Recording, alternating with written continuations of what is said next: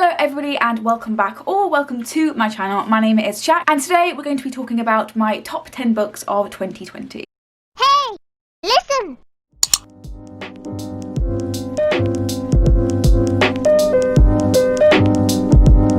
Before we get into the actual video, your eyes do not deceive you. I have changed my booktube name for the second time. When I originally started my booktube channel, I was Shaqy's Shelf, then I changed it to Looking for Shaqy, and now I am Stories with Shaq. I just thought I wanted a new change for the new year because I feel like this reading year has just been abysmal for me and I'd like to move forward, and I thought the best way to do it was to rebrand my channel. And I love my new name, Stories with Shaq, way more than the other two. I wish I'd have thought of this before I started my booktube channel so I could have been called this the entire time. And I'm excited to start this new year, this new wave of content under the new name. I'm really excited. Like said previously, I am back this year with my top 10 reads of 2020. I have done videos like this in the past, so if you want to see what my top 10 books have been in past years, I will link them all down below, the ones I have done. But in this one, we're going to be talking about some honorable mentions and then go into our top 10, starting from 10 and going until my most favorite book of the year. Speaking of honorable mentions, I have 3 of those, like I said. We do already have a lot of books to get through, what I liked, what I didn't like, and their plots and stuff like that, so I won't go into these honorable mentions too much, but they do consist of Pillow Thoughts Part 3 by Courtney Peppermill, The Black Flamingo by Dean Atta, and To Drink Coffee with a Ghost by Amanda Lovelace. As always, I will have all my Goodreads links to these books and my reviews, if there is one, down in the description box below, which I will also do for the honorable mentions, just in case you want to see what I thought of them in extensive detail, or their plots. Ryan has just bushed me. Thank you very bushed me. Thank you, Ryan. I will buzz back.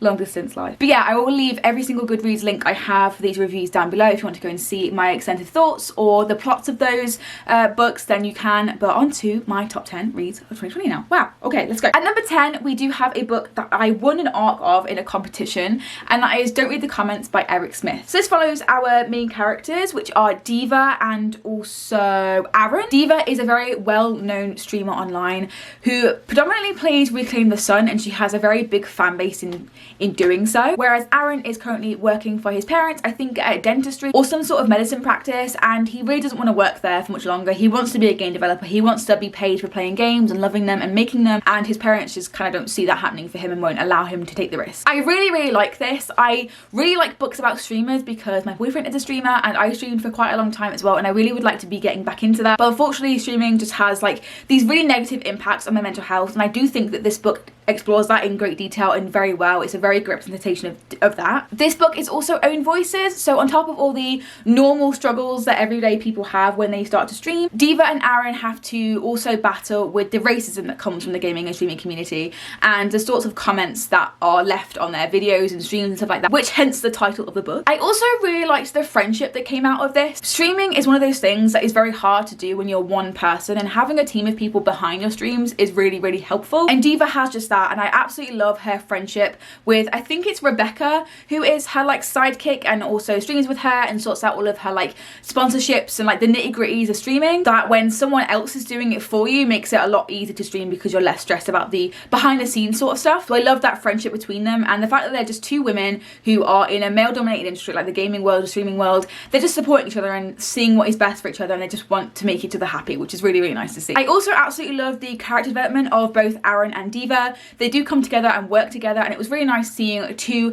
gamers or / content creators of colour coming together and, you know, helping each other out of these situations that require them to face racism head on and just take care of each other. It was really nice to see. It was nice to see Black Joy. It was nice to see them, you know, conquer a lot of issues and also just redeem the benefits from that and not just them being in a lot of struggle. It was nice to see positivity and kind of making their voices heard in a sense. Although all those positives are really good, I love the rep, and I think this book is utterly important. I was a little bit disappointed with the ending. I won't spoil you, but I thought it was a little bit disappointing. I kind of would have wanted it to go in a different direction, but I still do value the book. I think it is really good, and I think everyone should be reading it. By far 2020's most underhyped book. I think this was really good, and Eric Smith has a special place in my heart, and I think I would like to read his other books as well, especially if they are around streaming and gaming and stuff like that. At number 9, we do have Infinity Sun by Adam Silvera. You are as shocked as I am. I did not expect this to be up there this year. So Infinity Sun is one of Adam Silvera's very first fantasy novels. I think his YA works and his YA contemporary works often are set in like dystopian worlds, but they aren't exclusively like dystopian with a magic system and stuff like that. They're just kind of interesting, and to be honest, I haven't really got on with them in the past. So when I liked Infinity Sun, I was really shocked, and I'm sure that you guys are as well, who know my reading taste and know that I don't really get on with Anna Silvera that much. Infinity Sun is different from everything else that Anna Silvera has written in the past. So we follow two brothers called Emil and Brighton. I might get this the wrong way around, but Emil and Brighton, the two brothers that we are following, they live in a society where there is loads of magic involved, and the spectres are trying to steal people's powers, and the spellwalkers are trying to stop the spectres from like stealing other people's powers. That could be the other way around, they could have got that wrong, all right, I don't know, but the power dynamic between them both was really, really good. I loved that concept. And Brighton would really like to join the fight against people stealing other people's superpowers and stuff like that, but it turns out that his brother Emil gets chosen, and Brighton has to kind of take a step back and let his siblings shine. I have spoken about this recently in a video that was like books that disappointed me / surprised me. This was fortunately on the surprised end of that. I really, really enjoyed many aspects of this book, and if you want to see me talk a little bit more in detail about that, then you can go watch the video. It'll be up above and down below. But in short, I really liked the nerd pop culture references in this. I feel like they really found their place within his works, but I can understand why people wouldn't like that and would find it a little bit dated. I loved Brighton's like YouTube channel and how he vlogged and how he was keeping up with his brother's journey and just kind of like letting him take the spotlight and taking a step back. As I said, it can be pretty difficult when somebody else has succeeded in something that you wish to succeed at, and having the strength and the determination to separate the two successes, especially if it's your sibling and someone who's really close to you, and being able to just be like, yeah, let's celebrate your successes. It might be different to mine, it might envy you a little bit, but you're still a good person who deserves the best, and I really, really enjoyed that representation of a sibling relationship in this book. If you want to go and see any more thoughts that I did have, you can go watch the disappointment / surprises of 2020 video, but I did enjoy this, and that is why it's at number 9 on this list. At number 8, we have a very wholesome middle grade, and that is Rick by Alex Gino. I think this came out this year, and Alex Gino is non-binary, and their pronouns are they / them, so I just thought I'd say that if you are interested in their work, it is they / them pronouns, and they are non-binary. I absolutely love Alex Gino's writing. I think they depict being like a closeted queer teen before like you're a queer teen, like in your like childhood, and like the signs and stuff that are there. I think that they do that really well, and I heavily relate to every single book that they write and publish. They also wrote George, which I really did like as well, but Rick just took it on another level for me, and when I say that I relate to their works, I just take it to another level with this book. So this is a middle grade children's story about Rick, who is friends with a bully called Jeff. This is a story about bullying, which I heavily relate to, as I was bullied for quite a long time as a child into my teenhood. So I really relate to the feelings that Rick was feeling, and also the other students in the story as well who were being bullied. For some reason, Alex Gino just does character development and storytelling so well, even in these tiny little books, and you might think that you're being put off by it because it's middle grade or children's. It's a story for everyone, and I say that with the utmost confidence that Alex Gino meant for it to be that way. What I liked about this book and why it is on this list is that the fact that this book carries such an interesting dynamic between Jeff and Rick, because Rick knows what Jeff is doing is wrong, and even Jeff does as well. Bullying isn't something that is a simple concept. It's incredibly complicated and complex, and just because someone is bullying you doesn't mean they're not having a hard time. As someone who has been bullied in the past, it was really hard to come to terms with that, but now I have, and I can respect this book on a whole new level. I feel like I've said that so much with this book. Alex Gino's other work, George, which I really, really enjoyed, is about a trans kid, and that said trans kid is featured in this book, Melissa, and I am just gagged. I was so happy to see Melissa in this book, and she plays quite a prominent role as well. It is just a wholesome little learning curve for people of all ages. It is written in a simple format, but that just makes it easy to read and so much faster to get through, and that is why this is on my list at number 8. Next up at number 7, we have one of 2 appearances of Cassie Clare. I haven't actually read a lot of Cassie Clare this year, but both of the books that I did read this year are on this list. First of all, at number 7, we have Tales from the Shadowhunter Academy, obviously by Cassandra Clare, featuring Sarah Reese Brennan, Maureen Johnson, and Robin Wasserman. So I can't really tell you a lot about what this is about, but essentially it is a short story collection blending the timelines of Shadowhunters, essentially telling us stories of both here and now and in the past of past timelines of the Shadowhunter world as well. I found it incredibly emotional. The plot is kind of character driven, which I wasn't really mad about because I love the characters that this follows. I was so emotional at something that happens at the very end of this that I was in tears. The pop culture references in this book didn't really find their place like I felt like I did in Infinity Sun. And I also feel like not every single book series, like a magical series, needs a school for children. Like I just feel it kind of was like a cop-out to like relate to Harry Potter or something. But I still did enjoy it, and it still is, you know, top 10 on this list because I love Cassandra Clare's work. I love the Shadowhunters, and any like new material that I can read possibly from the series is a win-win for me. I love the characters, and it was okay for the plot to take a backseat and me to just watch the characters develop. It was really, really nice. Next up at number 6 on this list is Let Me Hear a Rhyme by Tiffany D. Jackson. I actually am reading Grown by Tiffany D. Jackson right now as I got it for Christmas, which I'm very, very happy about. It's one of my most anticipated releases and reads of 2021. And reading 2 of her works now has really made me realise that I love Tiffany D. Jackson's work and her writing and will want to read more in the future. So please do expect more Tiffany D. Jackson to be on TBRs and wrap-ups and even top 10 favourites of the year videos. This one is all about Steph, who is an up-and-coming rapper who really would like to get big, and he's really good at rapping. Unfortunately, one day he is murdered and he cannot like peak like he would want to if he was still alive, and he leaves his sister and 2 best friends to decide whether to release his music to the world or to keep it for themselves and mourn Steph in their own little way. There's also a little bit of a murder mystery, which I think is pretty common with Tiffany D. Jackson books. In Grown, which I'm currently reading, obviously, there is a little bit of a murder mystery like underneath the surface. In this book, we are trying to find out who killed Steph, if he was murdered, and try and bring his murder to justice. All the while we are doing that and covering some really dark subject matters like substance abuse and drug work and stuff like that. We're following his sister and his 2 best friends, their budding friendship / relationship, and how they're just being there for each other. Again, it was really nice to see some black joy in this, and although they do go through some hardships and there are some really tough topics discussed, the characters still were able to celebrate each other and find some black joy within the story, which I really, really appreciated. Let Me Hear a Rhyme's story is also set in Brooklyn, and it celebrates being in New York and the hip hop scene, which I really, really appreciated, and I enjoy both of those things. So it was just a win-win for me and a really, really good read. Now we're on our top 5 list of this year, and at number 5 we have volume 3 of the Heartstopper series by Alice Oseman. This is a really cute, contemporary, fluffy graphic novel series centering a cast of queer diverse characters, but mostly Nick and Charlie, who are in a male-male romance,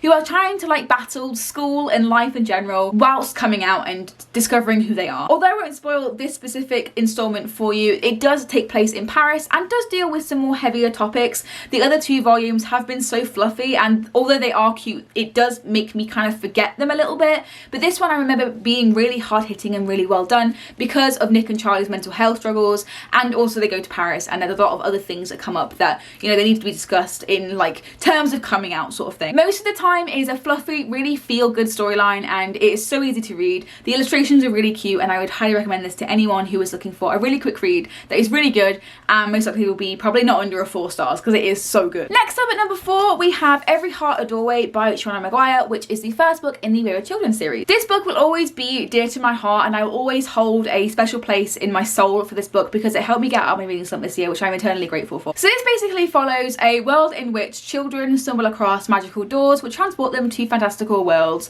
where they just feel like it's real, and time passes and it's such an illusion that they forget that they were from originally the real world. So when the doors spit them back out again and they are back in the normal world, it feels like they're lost and they just want to go home. This is where Eleanor comes in and her Wayward Children's School, where she is trying to put the children back into society but also is secretly wanting them to find their doors because she was a wayward child herself and she just wants everyone to be happy and find their fictional doors. I think this had a really interesting magic system, and the doors were just so enchanting to me and something I'd never ever read before. I also really liked the aesthetic of the whole book. I think the first one in particular has like American Horror Story vibes because we follow Nancy, who is I think from the underworld where they just kind of stand still and stuff. It was very grotesque, very AHS aesthetic. If you like that kind of thing, you really would like this book. It's a little bit creepy, not gonna lie. It was a little bit gross and disgusting, but I liked it anyway. I also really liked the seamless rep in the story. Shauna Maguire does a sublime job of weaving representation into her books like seamlessly. It's not like made a huge deal, but I would recognize that as one of her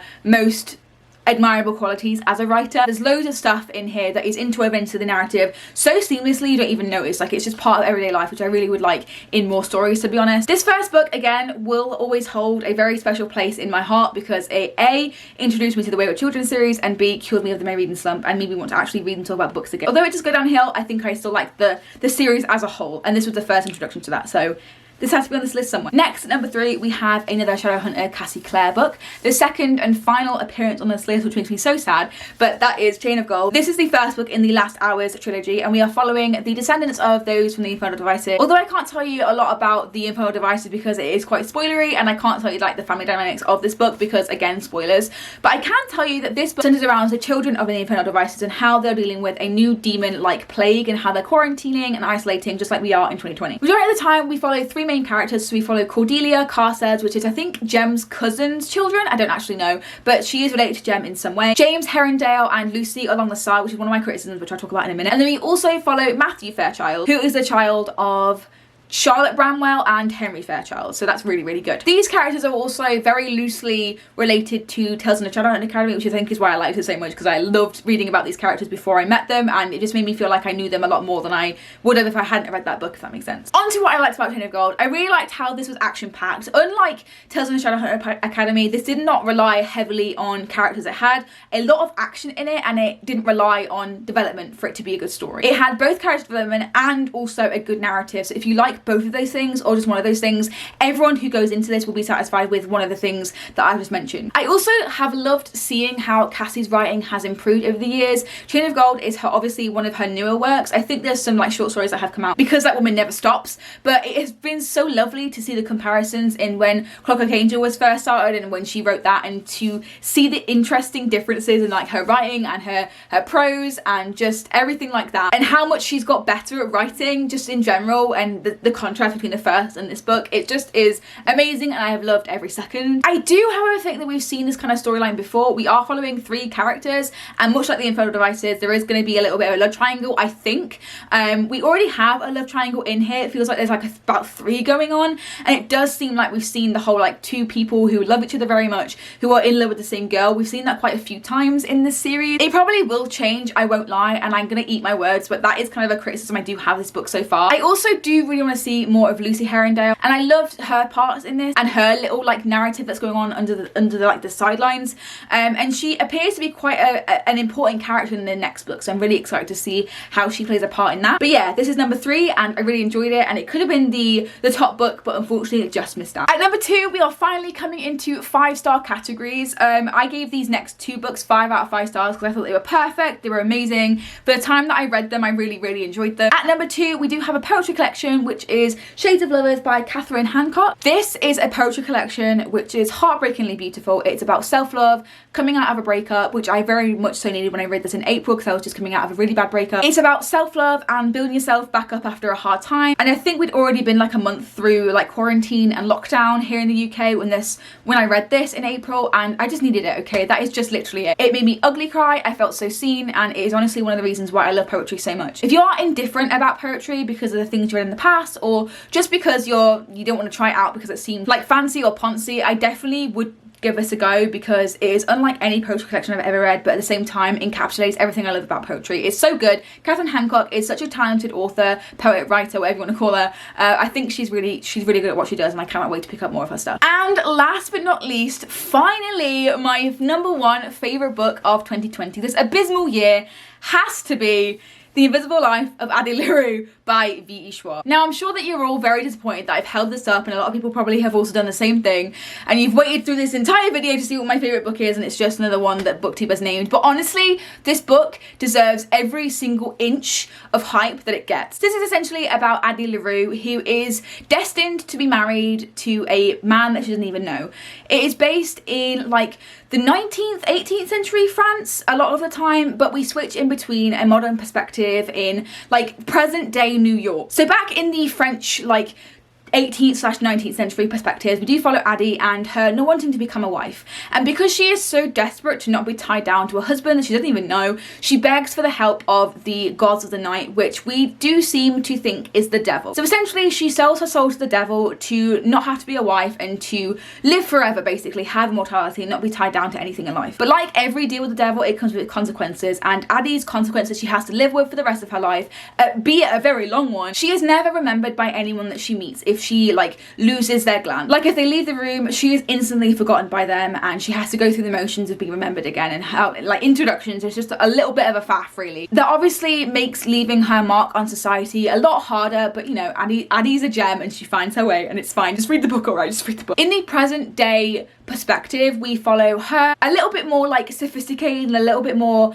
of a hold on life, a very much so older, because I think she's like 300 at that time, where she is living in New York and she meets Henry and she steals the Odyssey from his bookshop, and suddenly when she goes back the next day, he remembers that she stole something and he remembers her, and she is so shook and she needs to know why he remembers her. This book, although a chunker, is the epitome of great storytelling. I was fucking shook. This is my first V.E. Schwab experience, the first book of hers that I have read, and I am pleasantly surprised. I tried to read Shades of Magic, I think, and I wasn't really enjoying it, but this was right up my alley and I loved it so much. I thought that the storytelling was sublime, the plot was extremely gripping, and I never really knew what was going to happen next. For me, this book represents those of us who love art, and I think that is extremely relevant in the times that we live in now. Because of the coronavirus, a lot of the arts are having to shut down for long extended periods of time. So films can't be made because that requires people to be close to each other in terms of acting and shooting. People who are in theatre can't put on shows because that also requires them being close for performances, and singing is one of the fastest ways that bacteria spreads. And obviously people are painting more often, but it means that they can't showcase their work in like museums or just in like walk-through showcases, because that means people would have to gather in one space. For me to have read this at a time where the arts are kind of like at a loss and they're having to shut every couple months after being open and like having this false sense of security sort of thing, it just hit a bone with me, and I really would recommend anyone to read this right now, because that is what this book encapsulates. The hardships of leaving your mark on society in art. Obviously ours are much different to Addie because people will remember us, but it kind of reminded me to be resilient and to always find a way to make your art and to make your life matter and memorable. And it doesn't matter how many challenges you come to be faced with, there is always a way and there is always a light at the end of the tunnel. I feel like I have just talked about this so badly and I haven't really explained to you how much I like this book or how much I love it and the reasons why, but I hope that everyone watching this does pick this up if you haven't already. Even if you are just the slightest bit interested, because of the hype, you should definitely read it, and you will look at the arts and the certain situation to do with COVID right now a lot differently, and maybe we can pull out of this. Like Addie makes her mark despite not being remembered by anyone, we can definitely thrive and survive in a world where the pandemic is really taking its toll on the arts. I really do think that we can. And there we have it. There are my top 10 books of this year. I really hope that you enjoyed. Let me know 1 or 2 books that you enjoyed this year down below in the comments. I would love to know. Give this video a like and my channel a subscribe if you would like to see more bookish / narrative / story based content. And I hope that you're really productive in anything that you choose to do. I hope that you enjoy any reading that you choose to do. And I'll see you in my last video of the year, which will be on New Year's Eve, which is going to be tier ranking every single book that I read this year, which is going to be a time. I hope that you enjoyed this video, and I hope that you enjoyed any reading that you do, anything that you find that is productive, and I'll see you then. Goodbye.